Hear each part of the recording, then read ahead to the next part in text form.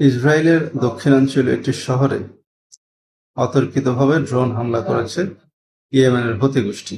আপনারা সকলেই জানেন যে গাজায় যখন থেকে ইসরায়েলি আগ্রাসন শুরু হয়েছে, ঠিক তখন থেকেই ইয়েমেনের এই বিদ্রোহী গোষ্ঠীটি একের পর এক ড্রোন এবং ক্ষেপণাস্ত্র হামলা ইসরায়েলে করে যাচ্ছে, যারই ফলশ্রুতিতে গতকালকে ইয়েমেন থেকে যে ক্ষেপণাস্ত্র এবং ড্রোনের হামলা করা হয়েছে, তাতে দেখা যাচ্ছে যে ইসরায়েলের দক্ষিণাঞ্চলের সেই শহরের 22 জন নাগরিক গুরুতরভাবে আহত হয়েছে।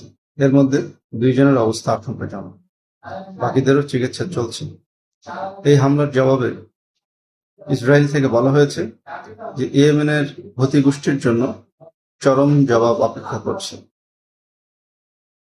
এদিকে ইয়েমেনের হুতি গোষ্ঠী বলছে, যতক্ষণ পর্যন্ত গাজায় ইসরায়েলি এই আগ্রাসন চলতে থাকবে, ততক্ষণ পর্যন্ত হুতিদের পক্ষ থেকে ইসরায়েলে হামলা চলতে থাকবে। আমরা এর মধ্যে অনেক সময় দেখেছি যে ইসরায়েলি যেসব বাণিজ্য জাহাজগুলো চলাচল করে, সেই সব জাহাজেও ইয়েমেনের এই হুতি গোষ্ঠী বিভিন্নভাবে ড্রোন হামলা করছে, এবং যার ফলে বাণিজ্যর বিষয়টাও বেশ ক্ষতিগ্রস্ত হচ্ছে।